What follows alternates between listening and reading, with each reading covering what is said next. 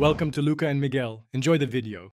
In this video, I will explain how to create a Charles Schwab account. First, you'll need to select the right account type for your financial goals, whether it's a standard brokerage account, an IRA, or another option.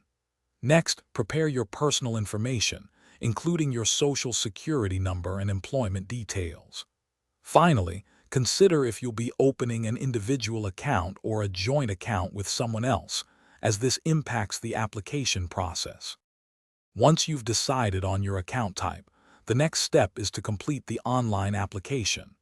This form will ask for your personal details, including your social security number, date of birth, and employment information.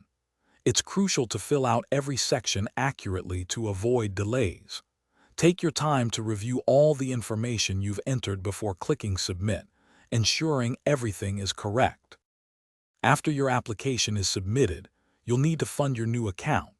You can easily link an external bank account for electronic transfers, or explore other funding methods like checks or wire transfers. Many Schwab accounts have a $0 minimum to open, making it accessible. Be prepared to verify your identity if requested, which might involve uploading documents like a driver's license or passport to ensure security. With your account open and funded, you're ready to start managing your investments.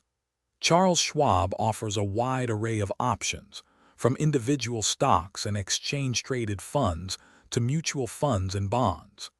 Take advantage of their robust research tools, educational resources, and expert insights to help you make informed decisions that align with your financial goals. Remember to check the description below for a link to a fantastic book that can truly change how you think about money, as well as other helpful deals and resources to support your investment journey.